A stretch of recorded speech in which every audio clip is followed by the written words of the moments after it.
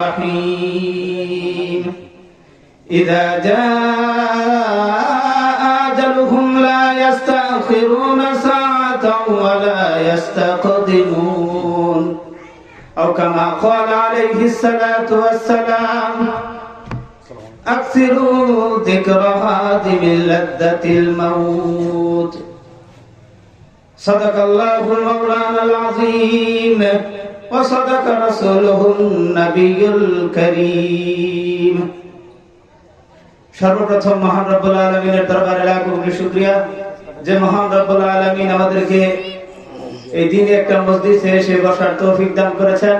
এজন্য সকলে একবার শুকরিয়া আদায় করি আলহামদুলিল্লাহ। আলহামদুলিল্লাহর আওয়াজটা আস্তে হয়ে গেল না? সবাই একসাথে মহব্বতের সাথে এক বাক্যে সবাই বলি আলহামদুলিল্লাহ। কারণ এটা এমন একটা মাহফিল, এখানে এটা এমন একটা জায়গা, যেই জায়গায় আলোচনা শুনলে এখানে যিনারা আলোচনা করেছেন সবাই আমাদেরকে এমন এক রাস্তার দিকে নিয়ে যায়, এমন এক জায়গার দিকে নিয়ে যায়, যেই জায়গার দিকে আমাদের স্থায়ী ঠিকানা। যেই জায়গাটা আমাদের কিসের ঠিকানা? স্থায়ী ঠিকানা না? এই দুনিয়াটা কি আমাদের স্থায়ী ঠিকানা? সবাই একটু আগে বসে, আমি কি বেশিক্ষণ কথা বলবো না, আপনাদের আলোচনা এসে গেছেন। তো আমাদের স্থায়ী ঠিকানার দিকে চলে যায়, নিয়ে যায়। এখানে আলোচনা শুনলে, এখানে এই পর্যন্ত যিনারা আলোচনা করেছেন সবার আলোচনার মূল উদ্দেশ্যটা হলো এটাই যে আমাদেরকে এই দুনিয়ার দিক থেকে ফিরাইয়া ওই আখিরাতের দিকে, জান্নাতের দিকে, জান্নাতের আসল বাড়ির দিকে আমাদেরকে ফিরাইয়া দেওয়া, তাই না? তো আমাদের আসল বাড়ি কি এটা? এটা না, এটা আমার কথা না, স্বয়ং আল্লাহ পাক রব্বুল আলামিন কুরআনুল কারীমের মধ্যে বলছেন, قلنا يا آدم اسكن أنت وزوجك الجنة وكلا। আল্লাহ পাক রব্বুল আলামিন আদম আলাইহিস সালাতু ওয়াস সালামকে ডাক দিয়ে বলেছিলেন, ও আদম, তুমি এবং তোমার স্ত্রী হাওয়া তোমরা উভয়ে জান্নাতে বসবাস করতে থাকো। কোথায় বসবাস করতে বলছেন? জান্নাতে। তাহলে আদম আলাইহিস সালাতু ওয়াস সালামের বাড়ি এবং আম্মা জান হাওয়া আলাইহিস সালাতু ওয়াস সালামের বাড়ি আল্লাহ তাআলা নির্ধারণ করে দিয়েছেন কোন জায়গায়? জান্নাতে। সেই অনুপাতে আমাদের বাড়িটা কোথায়? দুনিয়াটা একটা অস্থায়ী বাড়ি, তাই না? তো আসল বাড়ি হলো জান্নাতে। এখানে যিনারা আলোচনা করেছেন সবার উদ্দেশ্য ছিল এটাই। আমরা এখানে যারা আলোচনা শুনতে এসেছি আমাদের উদ্দেশ্য এটাই যে আমরা এখান থেকে আলোচনা শুনি না, আমাদের আসল বাড়িতে কিভাবে যাইতে পারি, আমাদের মূল বাড়ি গন্তব্যস্থল জান্নাতে আমরা কি করে যাইতে পারি, সেই আলোচনা শোনার জন্যই আমরা এখানে এসেছি, তাই না? তো আমাদেরকে এখান থেকে সরায় কে? শয়তানে সরায় না? আমরা এখানে এসে বসতে পারি? শয়তানে বিভিন্ন দিক থেকে আমাদেরকে উস্কানি দিতে থাকে, আমরা এই জায়গায় বসতে পারি না। গানের মঞ্চ হলে আমরা বসতে পারি।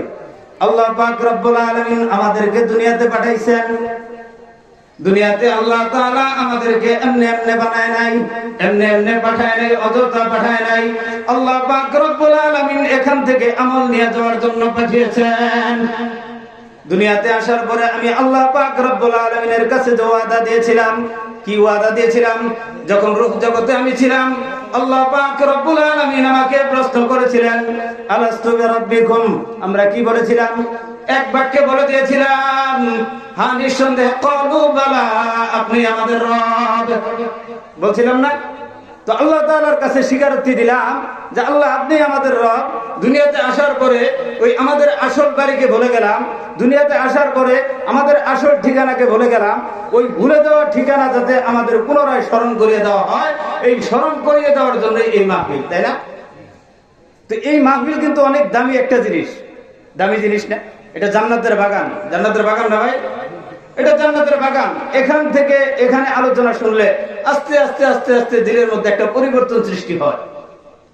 আমরা এখানে যারা মুসলমান আছি আমরা সবাই মুসলমান, তাই না? ইমানদার। তো আমরা মাদ্রাসায় পড়ে ইমানদার হয়েছি না শুনে শুনে ইমানদার হয়েছি? প্রথম আমি মায়ের কাছে, বাবার কাছে শুনেছি ইসলাম ধর্ম সম্পর্কে। আল্লাহর পরিচয় সর্বপ্রথম যাদের কাছে পেয়েছি তারা হলো আমার মা বাবা। তারপরে আমার বক্তব্যের উস্তাদদের কাছে আমি আমার ইসলাম ধর্ম সম্পর্কে আল্লাহর পরিচয় পেয়েছি। তারপর ওয়াজ মাহফিলে মসজিদের মেম্বারে ইমাম সাহেবদের কাছ থেকে আমি ইসলামের পরিচয় পেয়েছি। তারপরে এই ওয়াজ মাহফিলের মাধ্যমে আমি ইসলামের পরিচয় পেয়েছি। তাহলে মূলত ভাবে আমি যে ইসলামের পরিচয়টা পাইলাম সেটা শুনেই পাইলাম। তাহলে এই শোনাটা আমরা শুনেছি কোথায় থেকে? এই সমস্ত ওয়াজ মাহফিল থেকে।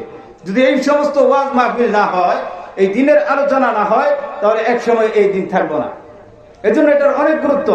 ঈমান আমাদের ভিতরে আস্তে আস্তে শুনতে শুনতে যে পরিবর্তনটা হয়, এটা ঈমানের ভিতরে অনেক মজবুত হয়ে গাইতে যায়।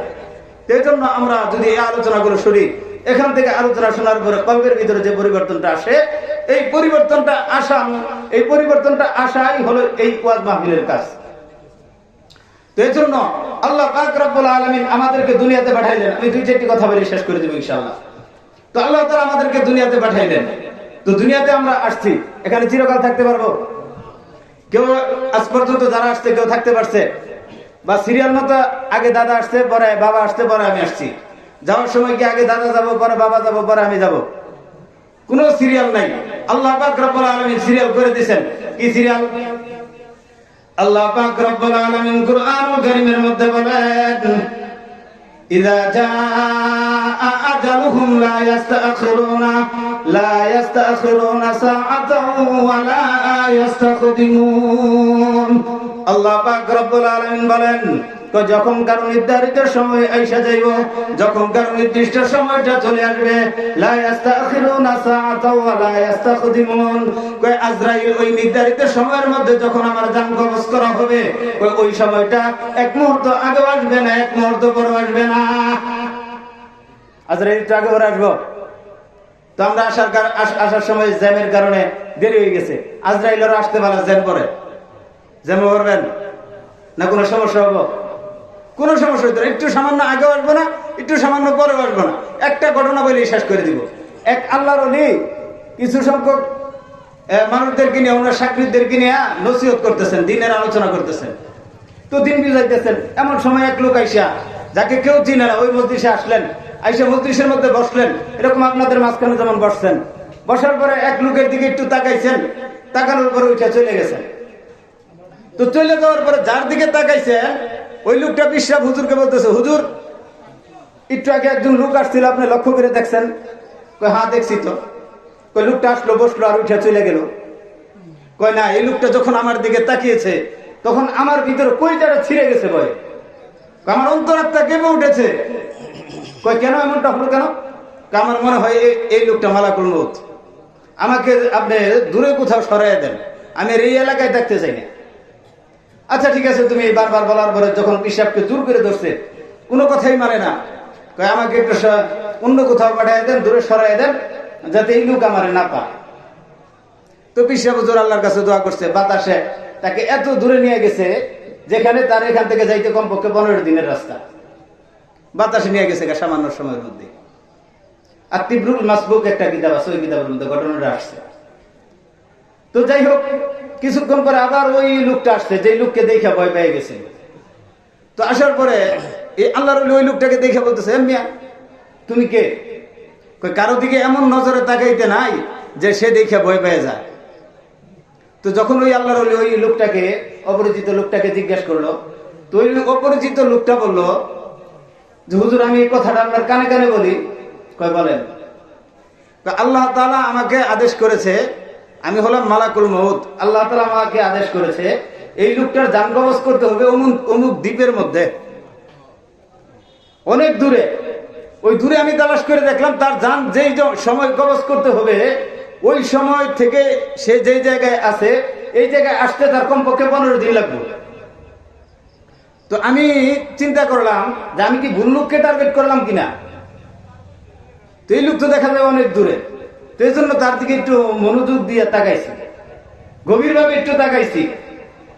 যখন দেখলাম এই সেই লোক, তখন আমি ভাবলাম যে আল্লাহ তাআলা আমাকে আদেশ করেছে তার জান কবজ আমাকে ওই জায়গায় ওই সময় করতে হবে। আমার ওই সময় ওইখানে থাকাটা উপস্থিত। এই লোক কি করে ওইখানে যাবে এটা আমার দেখার বিষয় না। তো পরে কি হলো, আমি ওইখানে যাই দেখি সে যথা সময়ে সেখানে উপস্থিত। সেই জন্য যখনই আপনার আমার সময় এসে যাব, তখন আজরাইল আলাইহিস সালাম একটু পরে আসবো না, একটু আগে আসবো না, যে পরে একটু আগে এসে পড়ছি, আজকে কোনো কাম নাই, এজন্য একটু আগে ভাগে এসে অপেক্ষা করি, এমনটিও না। যত সময় আজরাইল উপস্থিত হয়ে যাবে। আর আজরাইল হাত থেকে বাঁচার জন্য যত রাস্তায় তালাশ করি না কেন, যত আইসিও বা যত কিছুই আবিষ্কার করা হোক না কেন, এই চিন্তা মনের ভিতরে আনাও যাবে না যে আমি আজরাইলের হাত থেকে মুক্তি পেয়ে যাবো। বাবু আল্লাহ তাআলা এই ব্যাপারে কুরআনুল কারীমের মধ্যে বলেন, আইনামা তাকুনু ইউদরিকুমুল মাউত ওয়ালাউ কুনতুম ফি বুরুজিন মুশাইয়াদা। আল্লাহ পাক রব্বুল আলামিন বলেন, তোমরা যদি মজবুত দুর্গের মধ্যে আশ্রয় নাও না কেন, মৃত্যুর হাত থেকে বাঁচার জন্য, মৃত্যুর হাত থেকে পরিত্রাণ পাওয়ার জন্য মজবুত দুর্গের মধ্যে যদি আশ্রয় নাও, সেখানেও মৃত্যুর হাত থেকে তোমরা বাঁচতে পারবা না।